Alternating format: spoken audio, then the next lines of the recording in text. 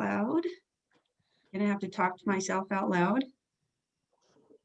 Okay, we're recording. Holly, if you'll hit the next screen then. Welcome everybody to this month's Wildlife Wednesday presentation on razor clams. The first thing, my name is Teresa Becker and I work for AWA. I want to go over a few virtual engagement guidelines. We try to do all of these on Zoom, so please no Zoom bombing. We encourage you to view in full screen mode. You just kind of get a better picture. The other thing is you notice that we ask you to keep both your microphone and your video off.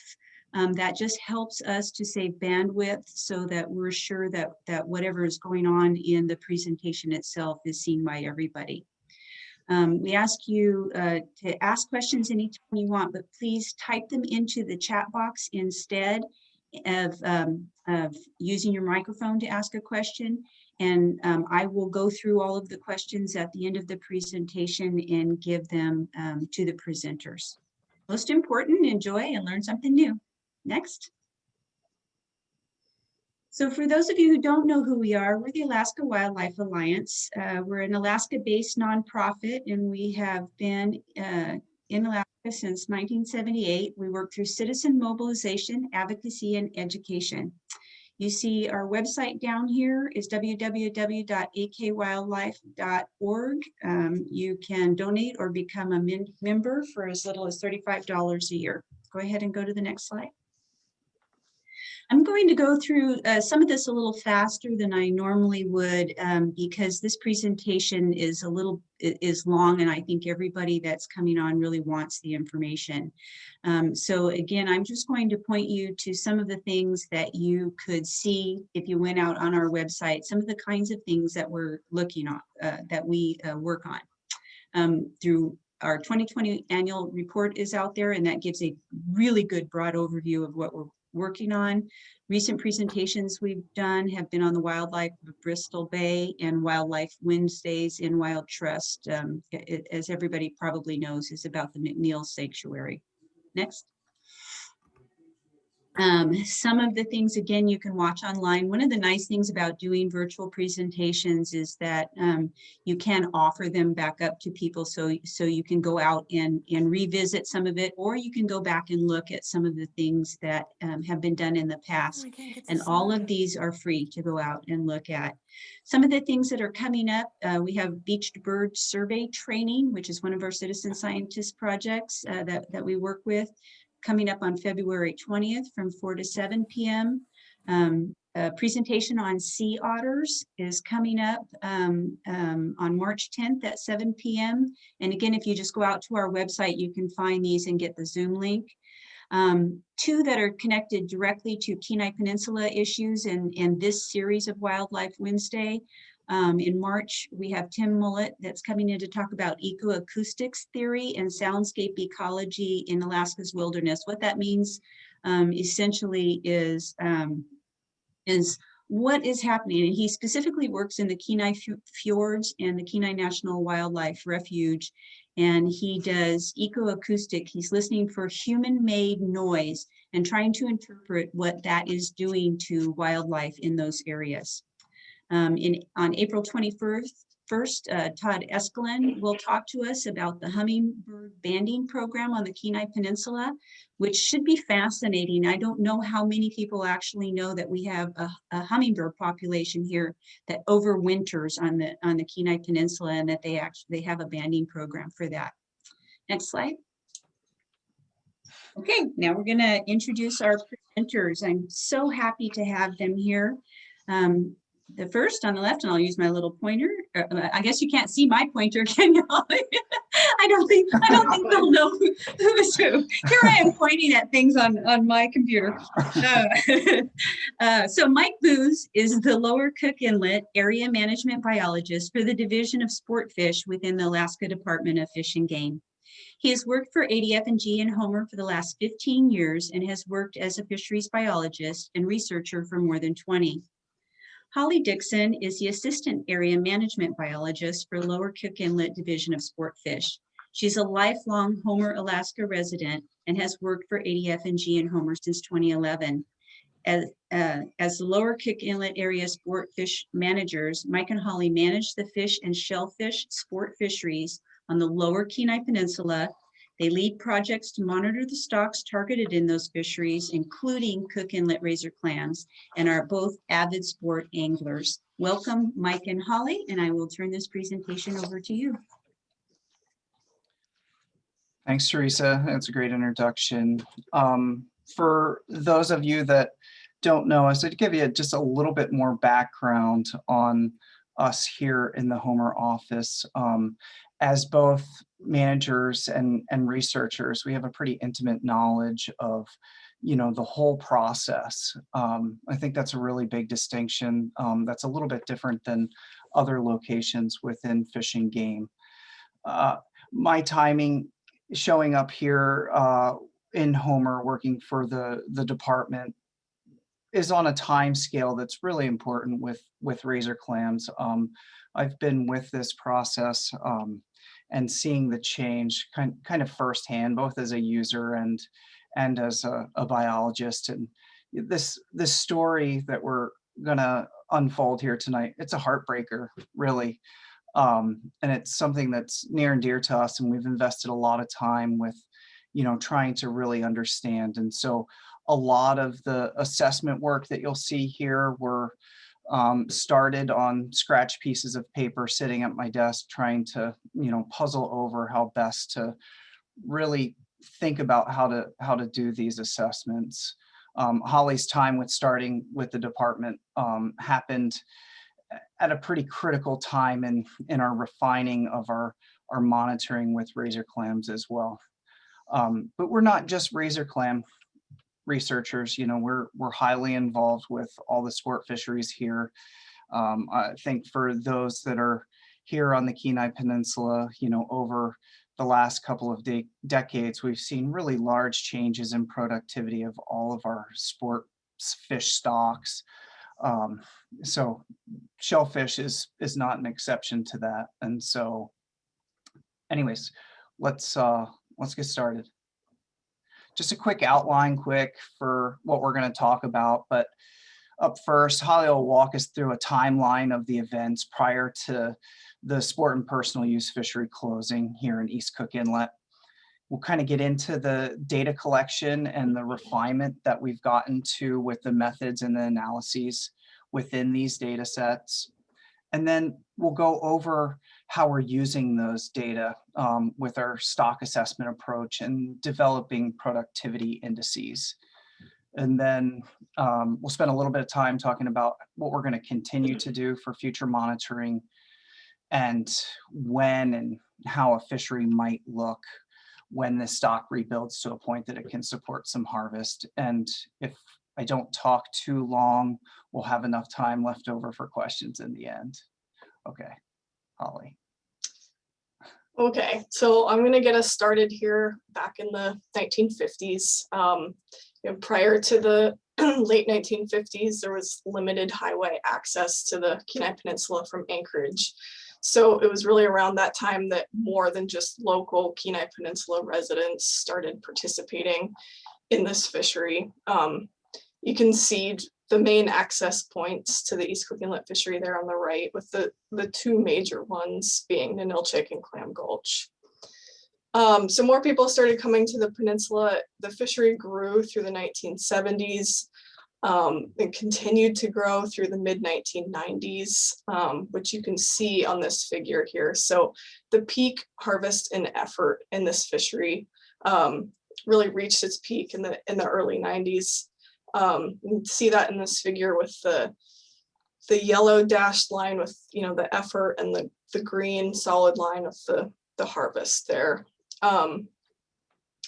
The blue solid line is the catch per unit effort, or really you can think of it as the number of clams that a digger would take off the beach each day that they went. So that peaked slightly earlier. You can see that averaged about almost 40 clams per digger in the peak in the late 80s, early 90s. So through the early 2000s, this fishery really maintained a fairly level harvest and effort. In the mid 2000s, we began to see a decline. Around this time, we also noticed a decline in the size and age composition of the clams that were harvested in this fishery. Then we got to 2010, so there were some warning signs by this point when we had a storm event that a lot of you probably know about. A lot of people like to ask us about. So there was a high surf event on the Ninilchik beaches that left a bunch of adult clams dead on top of the sand. And then the following year, we happened to begin our refinement of our razor clam monitoring. So we'll get into that a lot more later, but basically we began doing abundance surveys annually. You can see on this graph here, we started those at Ninilchik South annually in 2011. That first bright green triangle was the adult abundance in 2011. It was actually the highest adult abundance we had ever surveyed. This was just after that storm. We surveyed through 2012, and in 2013, we could see the adult abundances were severely declined from what they had been. 2013 was also the first year that we restricted these beaches. So the Ninilchik beaches had their bag limit restricted in 2013. In 2014, all east side beaches had their bag limit reduced, and the Ninilchik beaches were completely closed. And that progressed to 2015 with all beaches on the east side of Cook Inlet closed by emergency order, which we've continued to do each year since then. Okay, really quickly, just to talk about our historical monitoring so we can put in perspective these data that we're using now. Primarily, the historical data were the sport fishery data. We had a periodic abundance data starting in the mid 80s, and then some biological data. The sport harvest data that we had was beach specific for effort and harvest to two particular beaches. And we also had department collected hand dug samples that were intended to represent the size and age composition of the harvest. And that got started in the early 60s at Clam Gulch. That's something that we had. And we also were able to produce some harvest rates estimates starting in the late 80s with the abundance data that we had.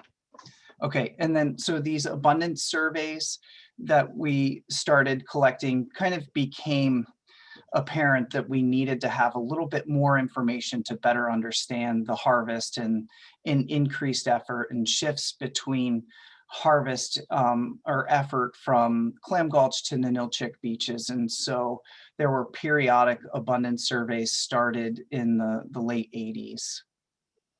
And then biological data that we have has come both from our hand dug samples to represent the size and age composition of the harvest, but we also have had a couple master's graduate students work through here that have looked at growth rates of East Cook Inlet razor clams and have assessed the timing of the spawning. And so those have been good contributions to the historical data. Okay, so jumping into abundance surveys to start, we have a little drone video here of one of our abundance surveys. So you can see the metal ring there that someone's about to pull out of the sand, and then the water blasting out of the fire hose. So we use the fire hose and funnel the water through a wand at the end to emulsify the substrate inside these metal ring plots. So once it all turns to liquid, the clams float to the surface, we can capture them, and we use that to estimate the number and the density of these rings. I'm going to explain the survey a bunch more in these next slides, but this helps give a visual.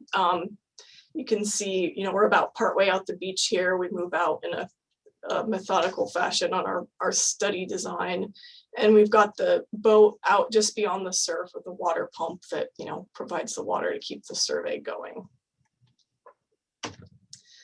Okay, so to get started with another visual on these surveys, this is an aerial image of our Clam Gulch North beach section. So we start with drawing a a study area on these beaches. And so we do that by drawing a line at the water and a line at the gravel line. So the gravel line is on the lower part of this photo. It's where the steep gravelly part of the beach meets the flat sandy intertidal part. And then the water line's at an extreme low tide. This picture is from a -5.4, I believe.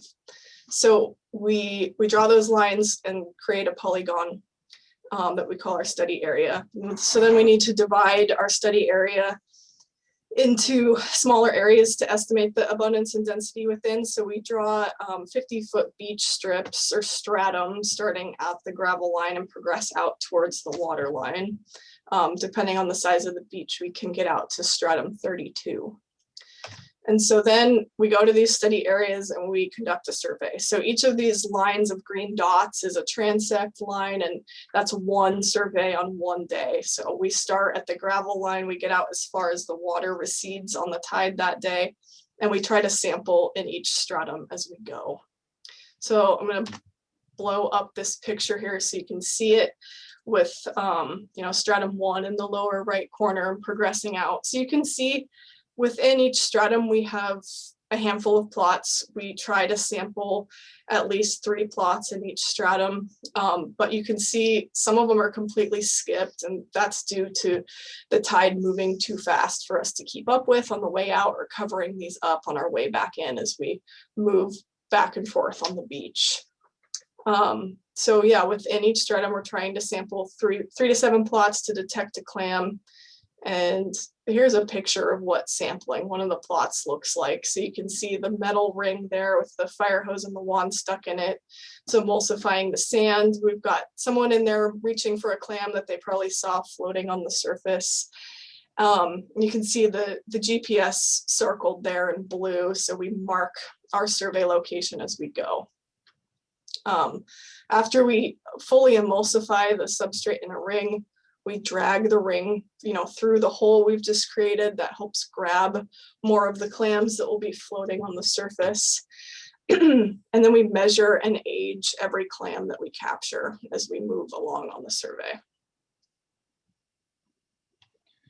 Okay, before we get into the abundance estimates, just a couple of thoughts with the methodology or study design to assess abundance on these beaches that Holly just went over. I think it's really important to note that, these surveys are only conducted when the sandy intertidal is exposed on the beach. So we're working only on minus tides and kind of a slave to the tide. The tide waits for no man or woman. So these surveys last for 5 continuous hours once the sand's exposed on the start of the outgo, usually around the +5 or 4 on these beaches.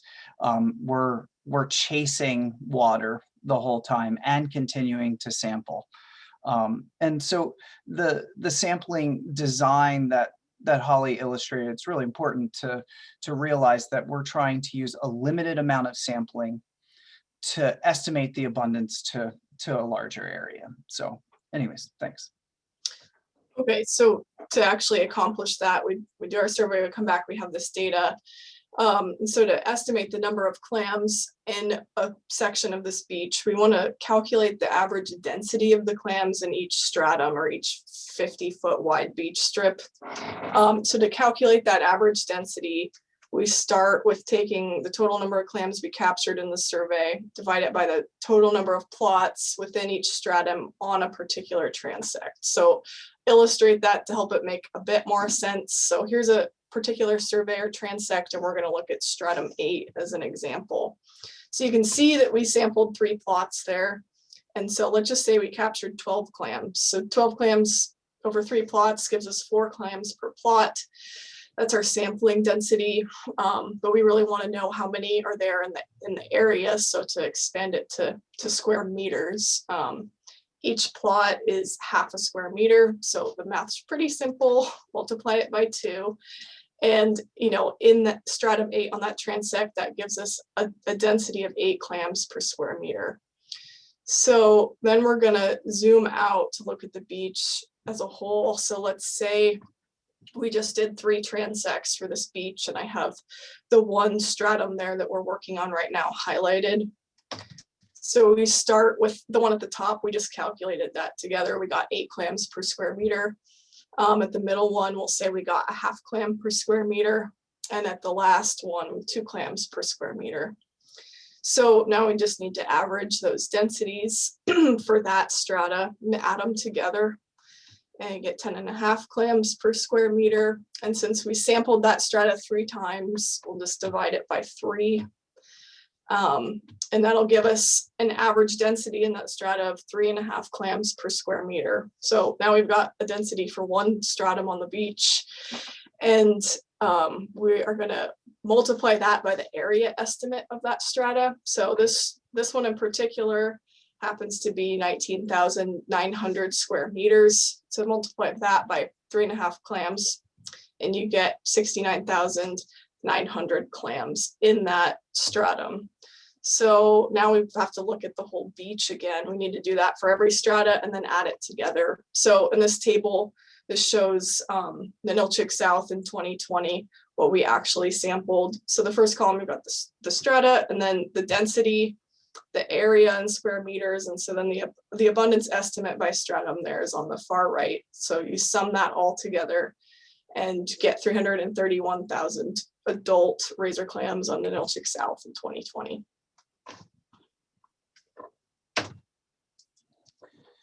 Okay, just quickly, we've talked about our refinement of the methods, and the abundance surveys where we've really focused our effort to give us more information to really assess the status of East Cook Inlet razor clams. The first thing we did was we transitioned from periodic abundance surveys at Clam Gulch or Ninilchik to consistent annual abundance surveys at Ninilchik starting in 2011 and in 2014 at Clam Gulch. And this mostly happened through a collaboration with Alaska Pacific University FAST Lab, Professor Brad Harris.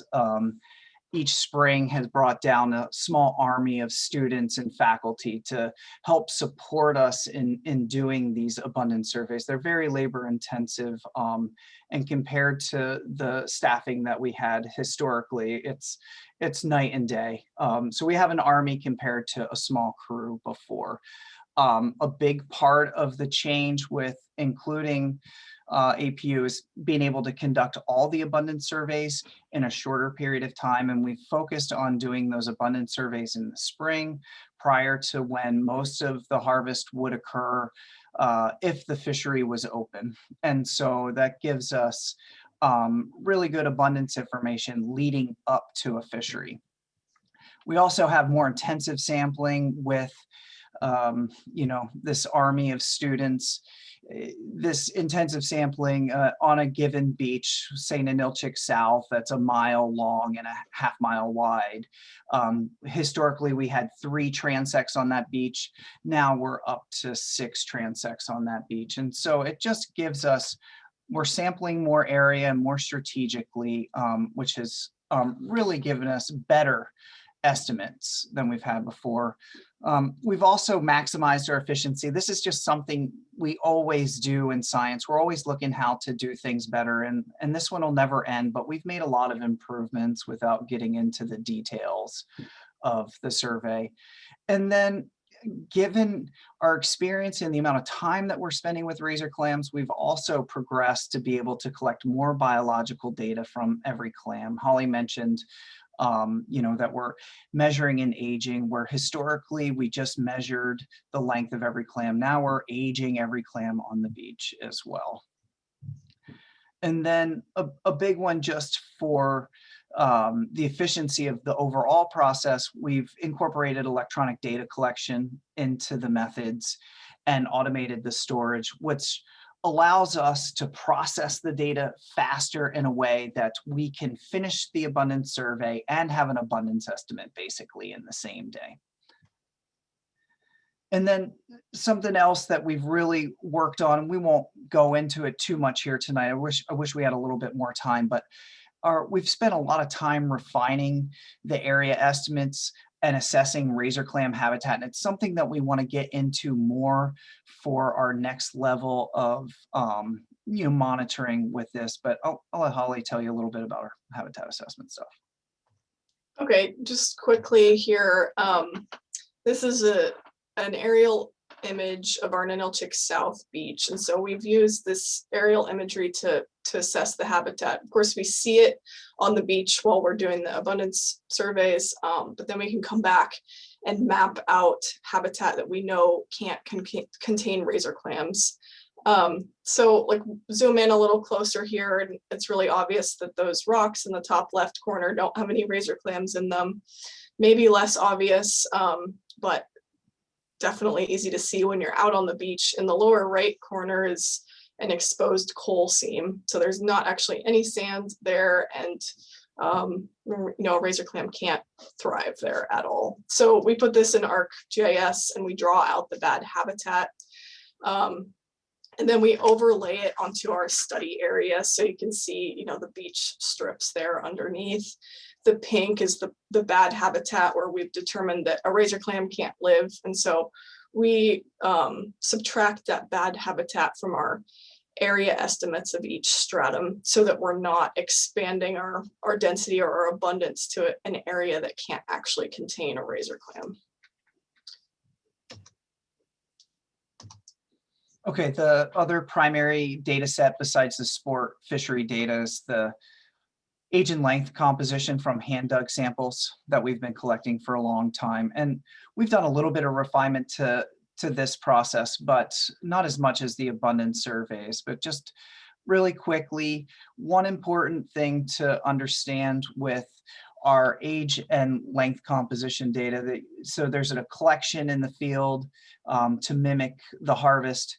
And then there's a lab portion where we're coming back and measuring each annulus of every clam back in the lab. So we've kind of refined our collection to a degree, tried to standardize that to a period in mid-June that allows a more simple comparison to the average length of clams annually from one year to the next. Another thing that we've done is just with our collaboration with APU and others is we've just put more people on the beach when we're doing these surveys and with a variety of skill sets, all the way from somebody that has never dug razor clams all the way to an expert like Holly. And then the last thing that we've really focused on, this has more been an exercise in better understanding growth. We had another master's graduate student with APU go through recently that's done some growth assessment, and we've turned it a little bit more. So this is more of an exercise of reassessing historical data, but it's something that we've been improving. So. Okay, so we've gone over our different data sets, our abundance data and our age and length data. And so now we've got this slide basically about what do we do with this data, or what are we trying to figure out? So there's a lot going on with these populations of razor clams on the East Cook Inlet beaches, and we don't know or understand everything that happens to them. We don't know exactly where they come from, or exactly when they settle out of the water column. A lot of huge variables, but we can use this data to figure out the births and the deaths and some of the growth. So this is a manager's approach to population dynamics. It's nice and simple. So say we start with a certain number of razor clams at the beginning of the year, and then we have some deaths or some natural mortality. So these are the razor clams that are leaving the beach, regardless of whether the fishery is open to harvest or not. So of course, after some of our razor clams die, we're left with less. But at the same time, we have razor clams growing with their muscle milk. They're growing from juvenile clams into new adult clams. So they graduate into the size of clam that we call adults. So we've got these new adults, and of course we have the adults that were already there that survived. So we also have our old adults. And then we have our baby clams that join the beach each year. So those three groups make up our population. If things go well, then we're back to the same number or more razor clams than we were prior to the natural mortality. I think some important things to consider here is, our lack of understanding of the biological mechanisms of populations of clams in East Cook Inlet. We don't really know if Ninilchik clams replace Ninilchik clams, or if East Cook Inlet clams are replaced by clams from Cordova or not. So really, our manager's approach to population dynamics is just trying to maintain an abundance of clams in a particular beach section. I think that's a really important distinction. Razor clams overall, at some point they're in a larval stage, free floating, and then they settle onto a beach, and we've got to make some assumptions at some point when they are there, that these populations stay there, they're closed, there's no emigration or immigration. So yeah, think about it in those ways, so that's why you don't see any fancy algebraic formulas here on understanding population dynamics. Okay, so taking that population dynamics kind of sets the stage for our stock assessment platform and developing productivity indices to really assess what's going on. And so with our refinement in those two data sets, there's the paired data at both Ninilchik and Clam Gulch beaches, right? And so we've taken these same data that we've had for a long time, and we've gone through and refined them, and including doing further analyses to better understand them. And what that results in are these 9 productivity indices that we've developed. And so the abundance survey data provides us abundance estimates of both juvenile and adult clams. And so then we can look at the recruitment of juvenile clams to the beach and the recruitment of adult clams from the juvenile life stage to the adult life stage. And we can look at the natural mortality of both juvenile and adult clams within just the abundance survey data. So there's are the indices of productivity that we can use to assess what's going on. And then in the age and length data, it basically boils down to the 3 things that we're doing. So you get age, length, and then the combination of the 2, you get growth. And so we can look at those as productivity indices. I think another thing to think about with the manager's approach here is that a lot of stock assessment work in fisheries really comes down to modeling. And what we've done with the refining of the methods and analyses is we've gone back out into the field, collected more data, and done analyses with empirical data instead of trying to assess what's going on through modeling. And so I think it's the benefit of having the managers be researchers in this situation. Okay.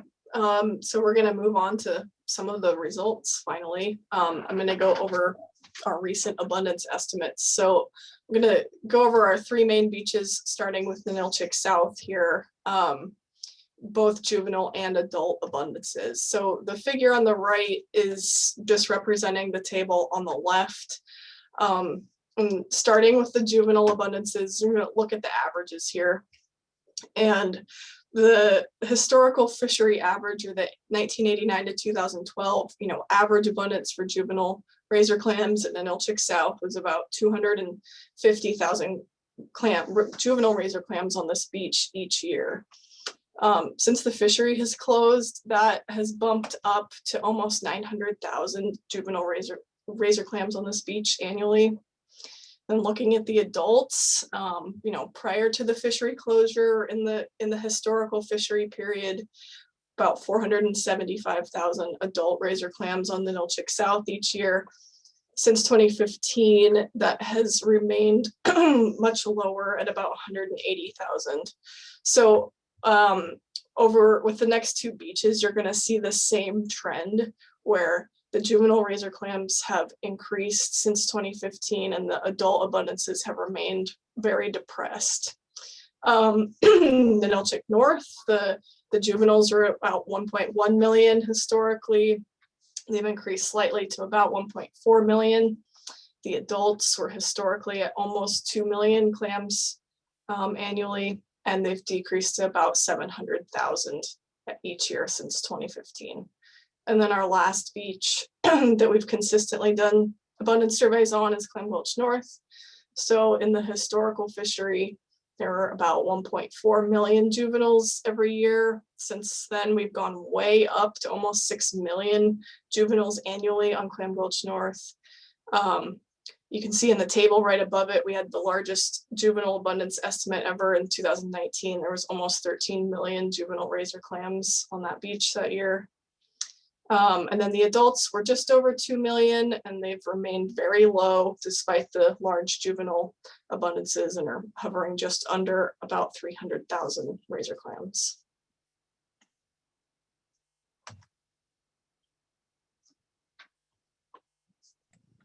Okay, the abundance data for juveniles and adults at both beaches, we've reworked those to give us a little bit more information by looking at different life stages within each juveniles and adults. And so first thing that popped up with us with, doing these surveys more frequently is the clams less than 30 millimeters that we're referring to as minis.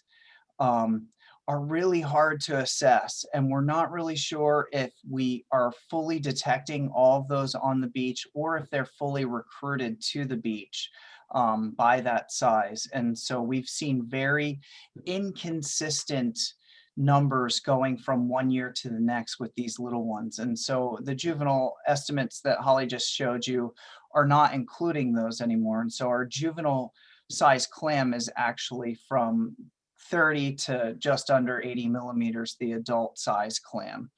And juvenile clams, through assessment of growth, we can look and break those into a small size and then a pre-recruit size, and a pre-recruit size being a clam that's juvenile this year and will be the adult size next year that would support harvest in a fishery. And so that's a process that we do after the fact. For adult clams, we have two life stage categories as well, new and an old. This is a category that we're actually calling out on the beach.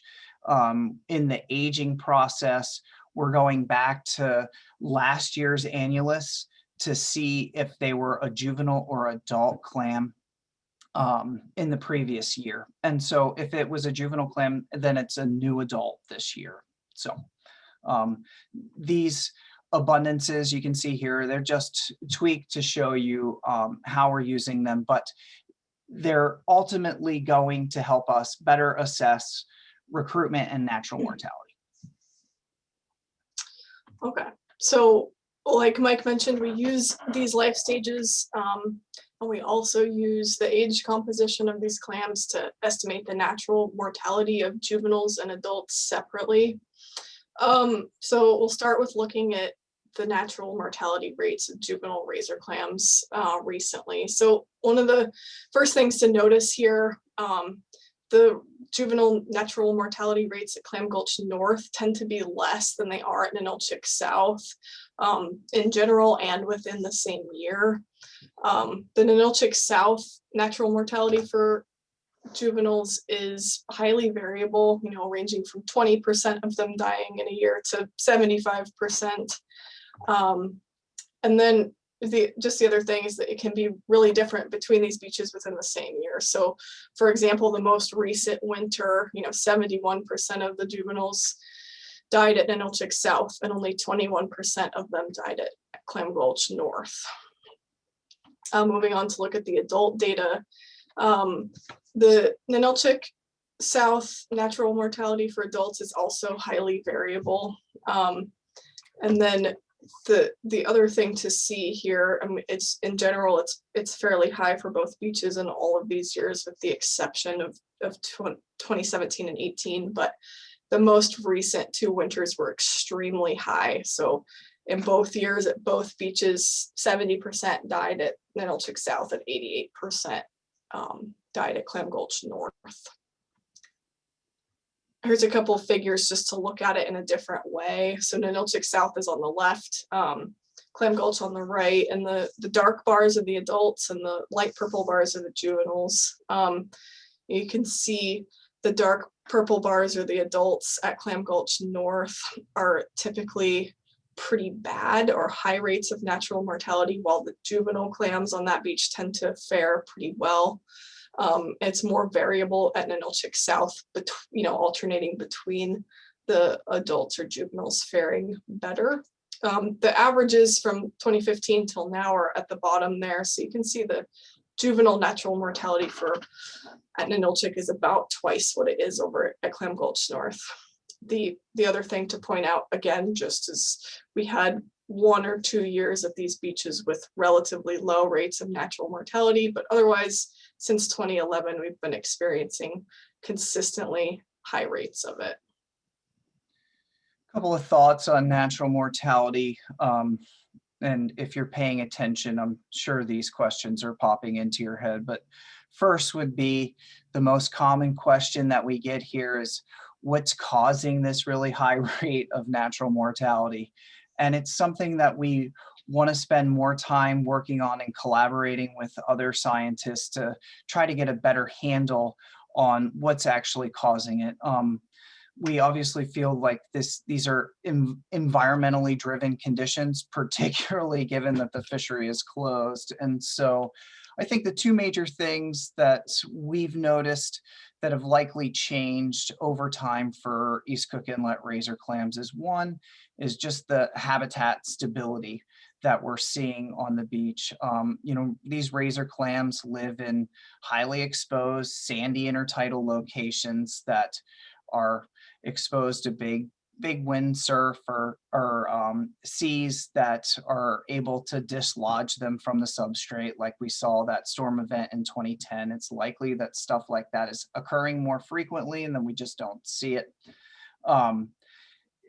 And seeing some of that habitat mapping that we're doing too, we're noticing that something like the coal seam at Ninilchik South is more prevalent at times than others. And so, sand moves a lot and razor clams are exposed to that. And so I do think that that's a key thing, but it's probably not the only thing. Another big thing that's changed over time in East Cook Inlet, obviously, is the expansion of sea otters. Moving up further in Cook Inlet from Kachemak Bay and Lower Cook Inlet. They're routinely seen in the surf at Ninilchik now where they never were before. How much they're contributing, not really sure, and it's something we want to work at with other scientists. The second one should be for natural mortalities. What was the historical rate? If this is the rates we're seeing now, is that what we were seeing before? And we can show you, Holly has a figure a little later of some age composition data that we have from the hand dug samples, and you'll see that based on those ages, some assessment, it's likely that natural mortality was somewhere between 20 and 30% annually, and it probably varied from year to year, like we're seeing here, and between the beaches, it was probably different. But the rates that we're seeing now are on average 2 to 3 times greater than that. And in some years, it's 5 to 6 times greater than that. And so I think we need to think about it in a context that it's likely more than one thing that's contributing to these high rates of natural mortality in some years. And then it's an accumulation of several things not being very good for razor clams to persist on these beaches. Okay, getting into recruitment, like we said, for our productivity indices, we can do that with both juvenile and adult razor clams. Juveniles because we're skipping that mini stage, we're using the first cohort that we can fully detect at these beaches to assess it. So there's a little bit of lag time here from the year that they settle onto the beach and then when we can fully detect them in our abundance survey. You can see that in Ninilchik, it's highly variable between years. You can have a 10 or 12-fold increase from one year to the next. And there can also be really large recruitments at Ninilchik. And then also looking at some year like 2019 that Holly just highlighted for us, you can see that there can be really big differences in recruitments in a year between Ninilchik and Clam Gulch beaches. Okay, adult recruitment, I said we're getting that from the clams going from the juvenile life stage to adults. And that's based on those new adult abundances. So you can see in the table for Ninilchik South 2016 how low it actually was, how few adult razor clams recruited to the adult size. Overall in 2020 is probably the best year that we've had since the closure of the number of adult recruits at Ninilchik and mostly Ninilchik, but a little bit at Clam Gulch improved to where the adult abundances actually went up. So it's a good sign, but overall this adult recruitment is not sufficient enough to compensate for the natural mortality rates that Holly showed you on the last slide, let alone be enough to provide room for harvest over top of that. So I think there's a couple other things. The historical data isn't up here, but if we had it up, you'd be able to see that historically at Clam Gulch, you know, for every razor clam that was harvested in the fishery, there was 10 to 20 razor clams that recruited to the beach each year. So you know, at that point there was recruitment sufficient to replace natural mortality and harvest. Ninilchik behaved a little differently. It didn't have consistent recruitment every year. It had more of these large pulses every 2 to 4 years. We'll show you that in a minute here. And then just the other thing with this slide, you know, it had really great juvenile recruitment in 2018, and that lines up with the same year, you know, that the natural mortality was really good on both beaches. So it just kind of points at some sort of environmental condition or variable that's, or variables, likely plural, that are, you know, lining up and are favorable to the razor clams in multiple different ways.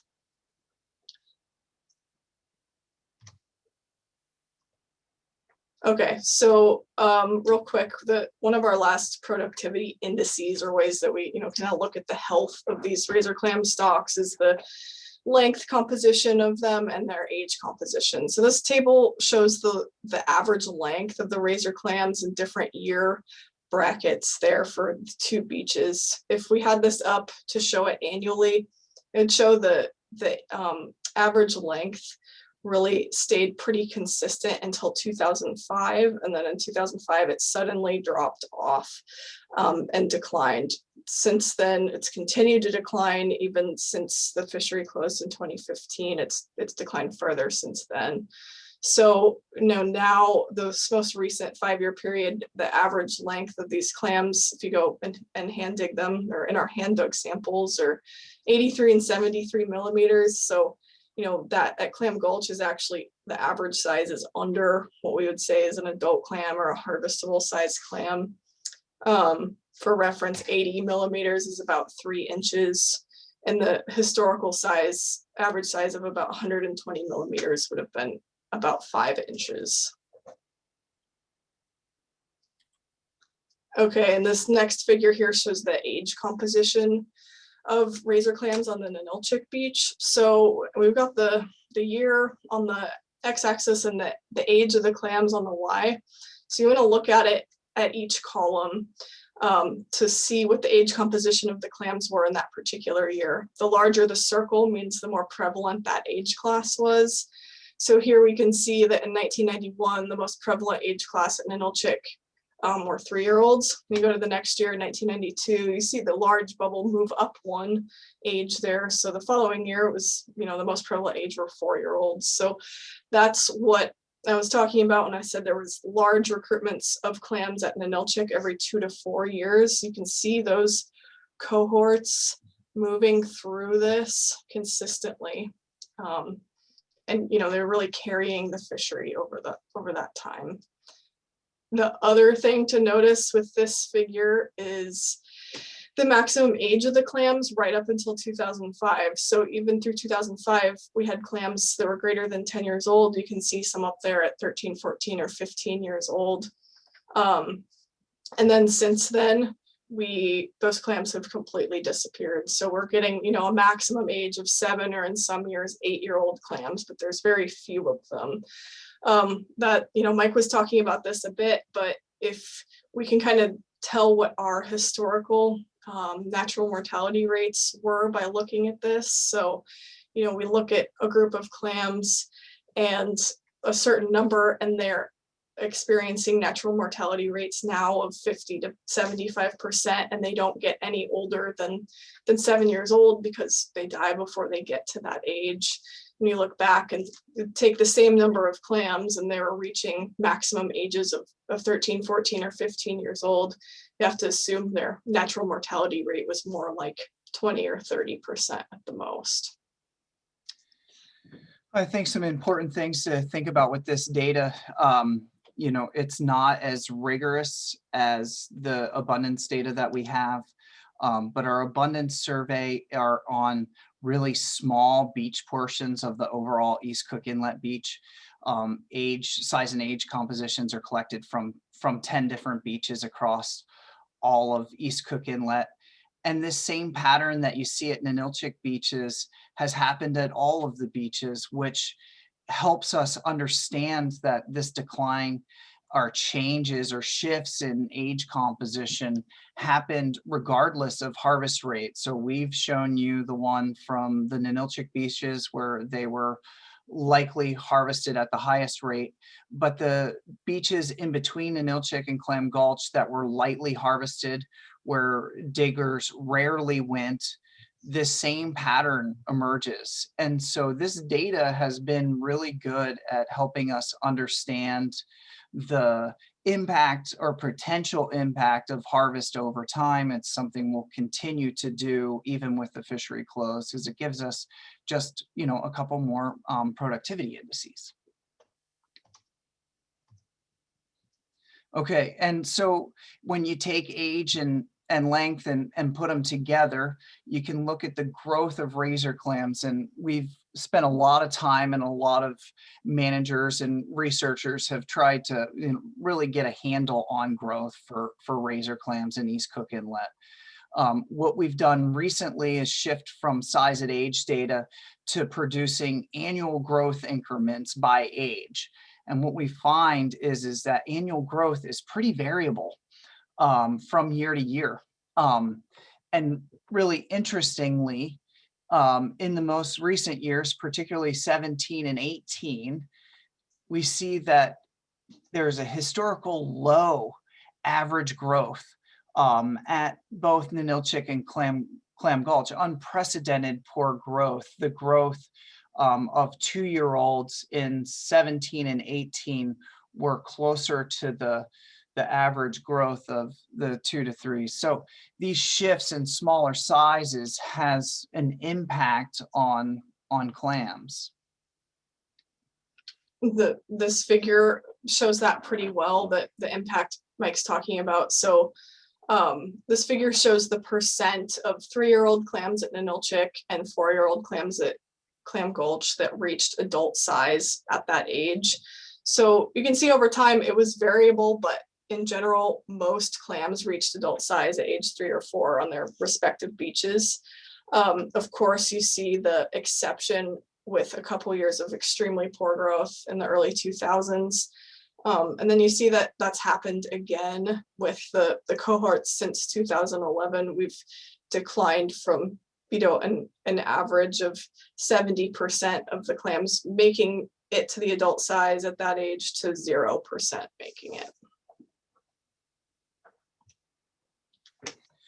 Okay, really quickly, we're running a little short on time here, but we've taken these 9 productivity indices for both the Ninilchik and Clam Gulch and have developed a qualitative assessment based on each productivity indice compared to its historical averages. And so they're kind of color coded. You know, if things were really good at Ninilchik, you'd mostly see some greens and yellows. In juvenile clams, you see kind of a spattering there. And then, you know, you look at Clam Gulch here, you can see actually that juvenile clams are mostly greens and yellows. Things have improved there for juvenile clams, but adult clams are mostly these reds. So things haven't really improved there. And the age and length data show you some differences there. But I think these report cards are kind of a quick, easy way for us to look at them on a whole and compare them year to year, and how is growth shaping up to influence you know, the productivity of clams on these beaches compared to the other things. So anyways, when we get to all greens, we'll be in really good shape. Okay, so to wrap up here, just to go over quickly what we're going to continue doing. We're continuing our annual abundance surveys at our 3 primary beaches, so the 2 Ninilchik beaches and Clam Gulch North. We're continuing our habitat assessment. One thing we're doing is we had a digital elevation model of the beaches made. So it's an image of it there on the right. It's each of those colors represents a different elevation on the beach. So you can, you know, go out and see where the -1 tide level is, or the -2 tide level on the sand. So we hope to post stratify our abundance estimates by elevation rather than by those beach strips or strata that I was showing in the abundance study design earlier, or in addition to it. We'll continue to do our age and length surveys, keep that data set going. If the fishery reopens, we'll be doing harvest monitoring. So we'll be on the beach counting diggers, and we'll be there conducting interviews as they leave the beach and counting clams in their buckets. And of course, we'll continue our many collaborations. We've got a list here, but APU Fast Lab being the primary one involved in many of these, many other great partners too to help with some of this other stuff. Okay, and then to wrap up, just the potential for a future fishery, I think with looking at, you know, doing this stock assessment for East Cook Inlet razors and assessing how productive it is with those indices. One thing that you really notice in the data is that the productivity is not the same at Ninilchik and Clam Gulch. They're very, very distinct in many ways. And so what we've done as a department is we've submitted a proposal to the Alaska Board of Fish to establish a management plan for East Cook Inlet razors, dividing the total beach into 2 management areas. And with those 2 areas being managed with the data from Clam Gulch for the Clam Gulch area and Ninilchik for the Ninilchik area. This management plan proposal is available for review right now on the Alaska Board of Fish website. It's proposal number 257. It was supposed to be deliberated on at a meeting in March, but delayed due to COVID. And so public comment is available to submit online. I would encourage everyone that's interested or has an opinion on how the fishery should be structured, should be providing comment with this one.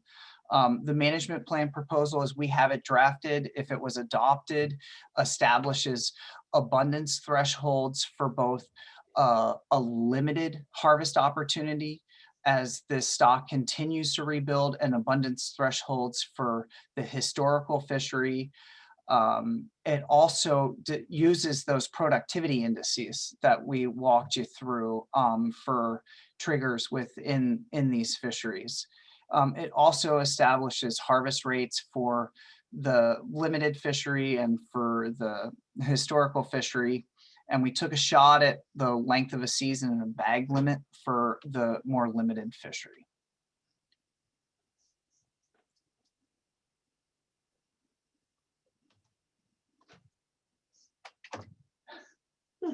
Last slide. Working on it.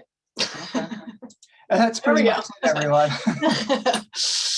Hopefully we have a couple minutes here for questions.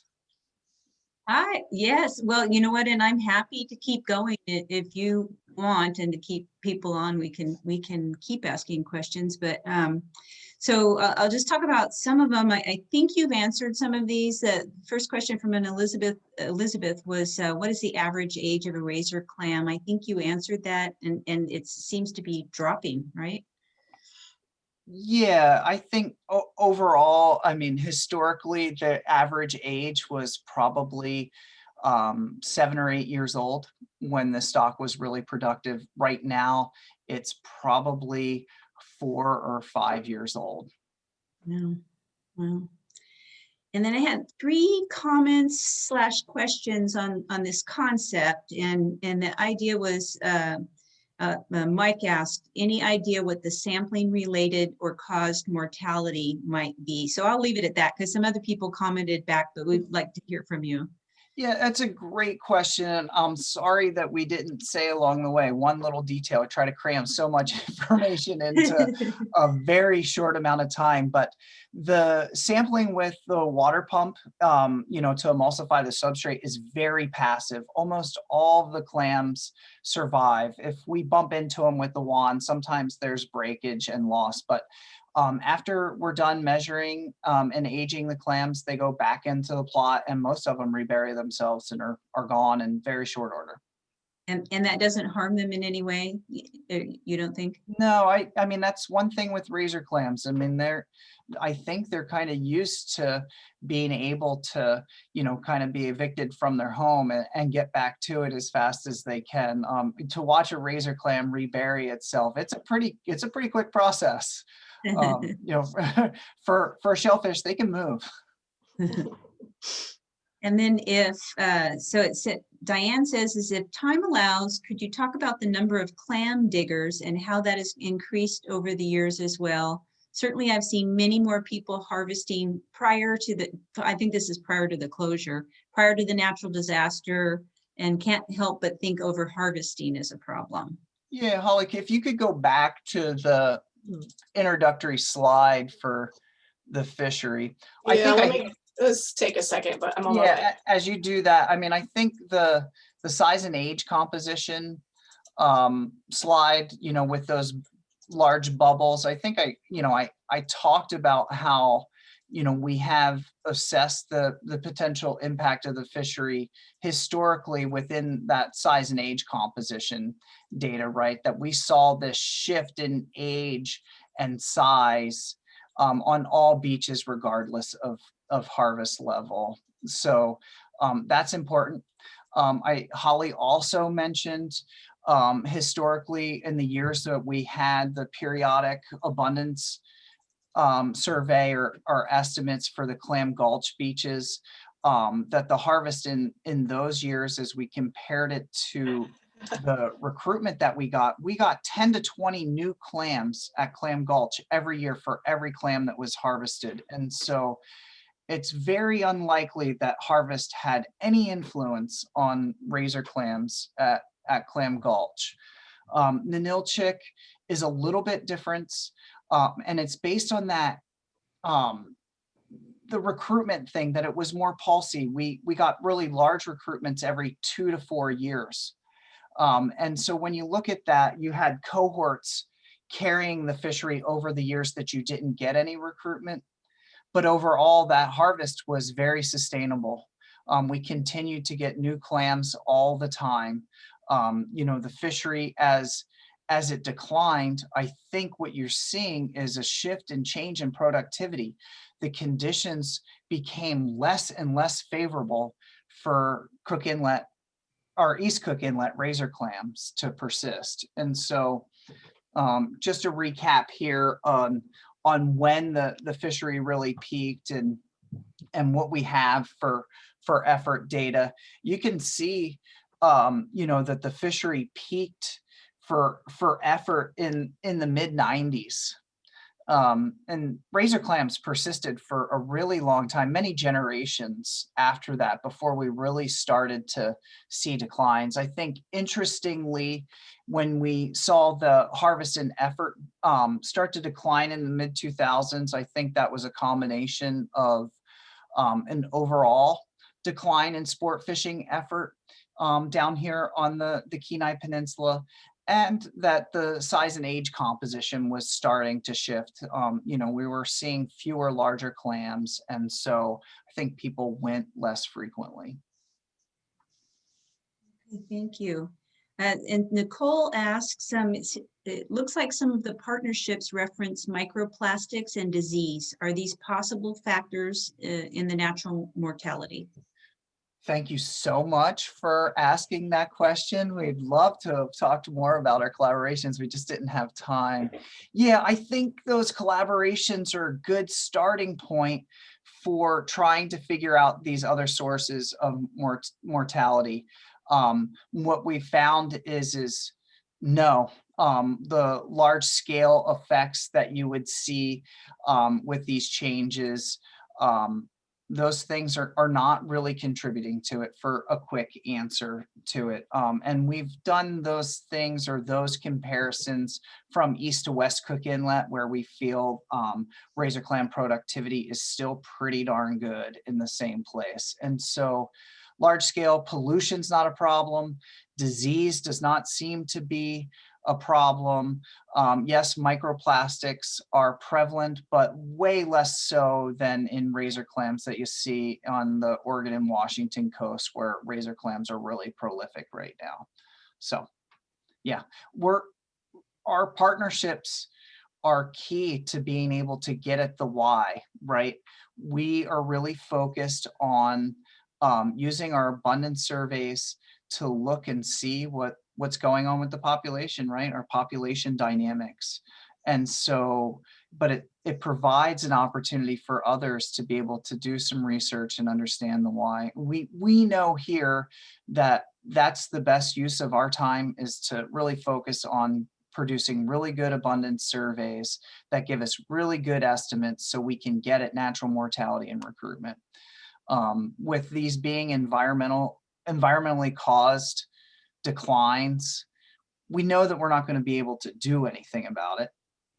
So we want to know, yes, of course, that's like natural human nature to want to know why, but it's not going to get this fishery open again. And I will just add to her question, out of curiosity, is there any research going on ocean acidification and its effect on the carbonate levels? Actually, yes, with razor clams, there's a graduate or a PhD student at Fairbanks UAF right now that is looking at the effects of OA on shell development on razor clams, working with the Elutic Pride hatchery in Seward, and then looking at you know, ocean acidification, water conditions in Kachemak Bay. Thank you. And then how does the east side fishery compare? I hear this a lot too, because those stocks are still healthy. Yeah, east and west side comparisons are yeah, a very common question, and something that I think we're putting effort towards to be able to better describe. You know, the first thing to know the differences between East Cook Inlet and West Cook Inlet. East Cook Inlet from Anchor Point to the Kasilof River is generally a 50-mile skinny long section of intertidal sandy beach, right? That's razor clam habitat. In West Cook Inlet, when we say West Cook Inlet, we're generally referring to Polly Creek and Crescent River Bar area. There's a really large commercial fishery that's occurred over there since the early 1900s. But that beach is only 19 miles long, but it's so wide that it's 6 times bigger than the amount of clam habitat that's in East Cook Inlet. So that's just one part of West Cook Inlet. There are razor clam distribution in West Cook Inlet isn't known perfectly, but it's not continuous like it is in East Cook Inlet, you know, based on the habitat, but it does go all the way to Kamishak Bay. So there are many places in West Cook Inlet where there's razor clams. The work for Polly Creek and Crescent River Bar is, because it's primarily a commercially harvested stock, you know, the data that we have is associated with that fishery. For those of you that don't know, the commercial fishery in West Cook Inlet harvests up to 400,000 pounds of razor clams annually, based on the size and age data that we have to go along with that. That's somewhere between 750,000 and 1.5 million razor clams. So on that one beach, the harvest that's occurring there just in the commercial fishery is greater than what Holly showed you on this timeline figure that's still up here. Wow. West Cook Inlet, we've in the process of seeing the decline on this side, we've also started to collect the size and age data at several beaches over there annually, just to give us, you know, to kind of start to develop that primary data set, you know, that we've had over here for a long time. I think that's really important. Assessing abundance, we really need to lean on commercial fish staff to do that and get after it. The commercial fishery has been really productive. There are some signs that it's not quite as productive as it was in recent years, but there are still a tremendous amount of razor clams in West Cook Inlet right now. The digging, for those that are missing their digging on the east side, I would encourage you to try to get to the west side and experience it. It's a great trip. My 2 cents of West Cook Inlet is, it's hard for me to imagine East Cook Inlet ever being as productive as West Cook Inlet is even right now. It's amazing how many razor clams are there, and the size of them.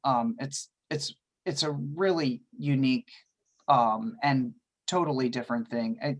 And just based on the currents in Cook Inlet, you know, current by the time you get to Ninilchik is running pretty much straight up and down. You know, we don't get currents going from East and West Cook Inlet. So we do feel like mostly that these are separate stocks, even though we don't know, you know, the biological mechanisms that replace clams in East and West Cook Inlet.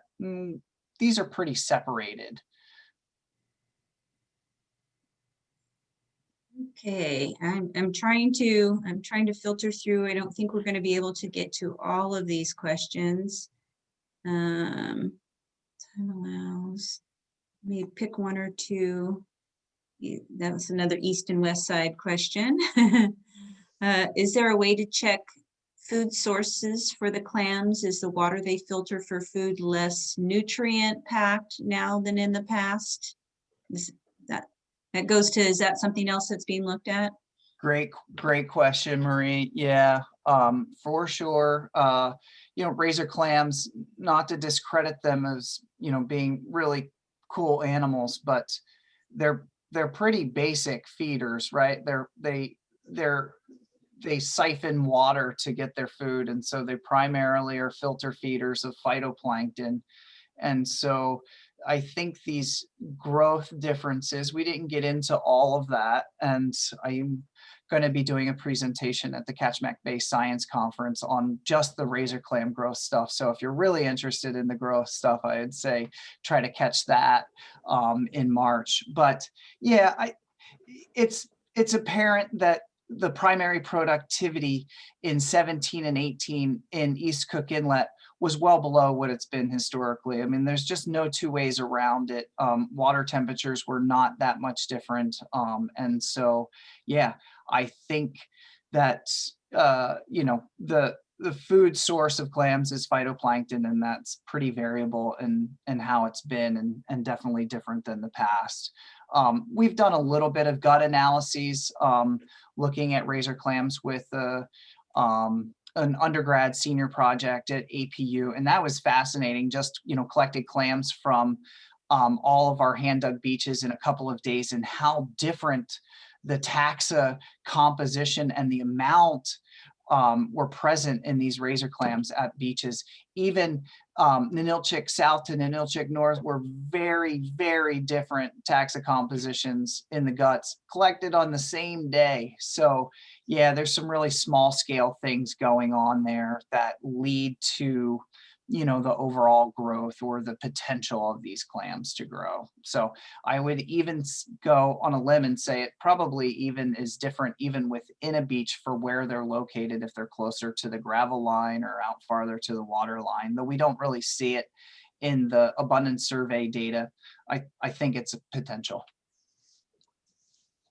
And then is there any truth to the loss of sands rumor that razors have lost their habitat due to the storms? You talked a little bit about the beach sizes earlier.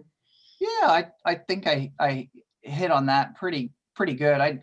I'm definitely clued in on that and paying very close attention, and we're talking about that all the time, and trying to work with APU to come up with some way to annually assess the amount of habitat on these beaches and how that's influencing the abundance of razor clams. It's a really challenging thing, I think, to try to study sediment transport and deposition. We're biologists and managers here, and so we really need to find somebody else that better understands those types of things a lot better than we do. Okay, and then the last one I'm going to ask is just, can you estimate when harvesting might begin again? Yeah, I should have just gone ahead and spent a lot more time on the future fishery slide, given that we're still talking here. Yeah, I think if we go back, Holly, and show the abundance of pre-recruits at Clam Gulch. Okay, hold on. So, based on what we're seeing right now at Ninilchik, the abundances, it could go either way. It really depends on what natural mortality is from last year to this year. At Clam Gulch, it's a little bit different though. All of those juvenile clams are growing, although slow, they are growing and very close to recruiting to the adult fishery size, right? So we're sitting on 3.7 million pre-recruit size clams. And so if all of those grow at an average rate, and after, natural mortality or loss, we're likely to have somewhere around 2 million adult razor clams at Clam Gulch North, one of the two beaches there close to the access point. And so 2 million razor clams is actually the historical average abundance from the periodic abundance surveys that we had from 89 to 2012. And so things are kind of potentially improving to a point where there could be a small limited harvest opportunity this year.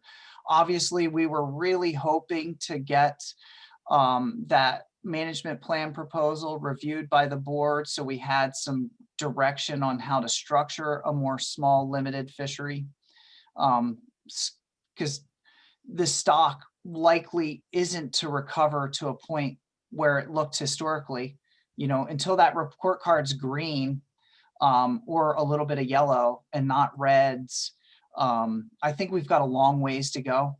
I'm not giving up hope that East Cook Inlet razor clams can return to their historical productivity, but we've been on a downward trend now, pushing 15 years here. So I don't know how long it's going to take for them to recover and be as productive as they once were. I'm not giving up hope that they can't, but I do think we're pretty far away from that. So limited fishery in the near future at Clam Gulch, Ninilchik, wait and see how they're surviving. Historical fishery, it's going to be a while.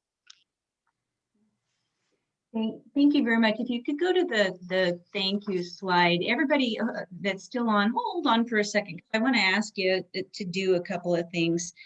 First of all, and I'll just start while you're looking for that slide, but thank you again to our speakers, Mike and Holly, for donating their time and coming out at night for this great presentation. I know it takes a lot of time to put these slides together and a lot of courage to just get up and speak in front of people, so thank you very much. In a virtual world, our speakers can't hear any applause, so if you would please take a minute to give them some positive comments.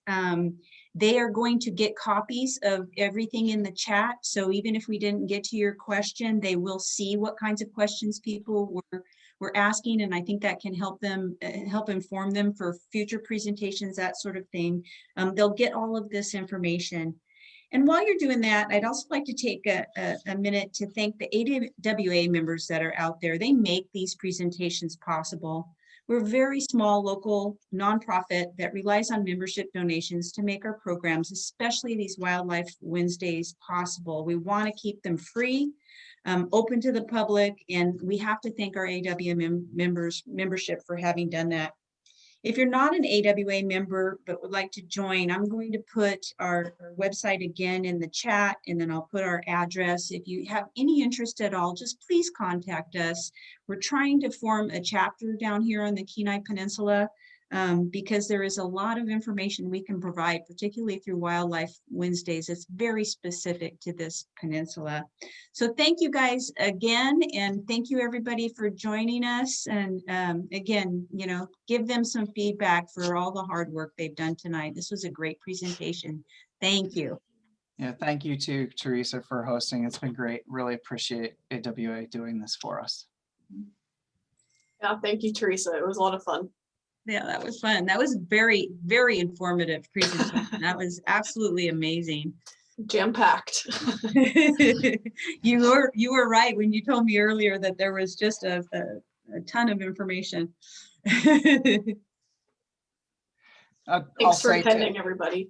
Yeah, thanks. I'm really glad to be able to do this however we can in these challenging times. And we're here at the Homer office, so if you feel like you need a little bit more detail and want to talk through, don't hesitate to give us a call. Glad to walk you through it a little bit more. We had the most, we had 67 participants, so that's pretty good. I think that's a record for us. Great, that's awesome. That tells you how important these clams are to people here on the peninsula. I should throw that for whoever's still out there. If you have other ideas, I'm always open to ideas for what should be in these Wildlife Wednesdays, particularly down here. So I see the question. Thanks. Will the presentation be viewable later? Yes, we've been recording it the whole time, and it will be available on our website probably within about a week, I think it is. A minute, I'm going to make sure to type to everyone. So www.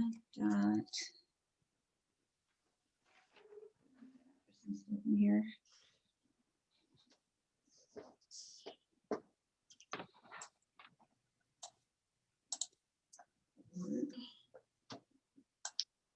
And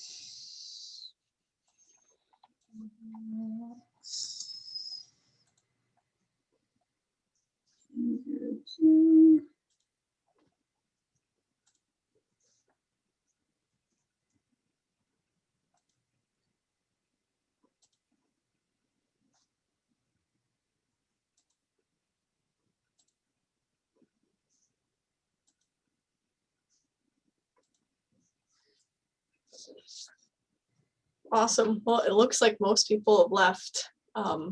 So thank you, Teresa. That was great. Thank you. Yeah, you have done an absolutely outstanding job. Thank you. Thank you very much, you guys, for coming on tonight. Yeah, for sure. All right, you have Okay. a day. I will be talking to you again, at least sending you another thank you email. Okay, that sounds great. Yeah, we'll talk soon.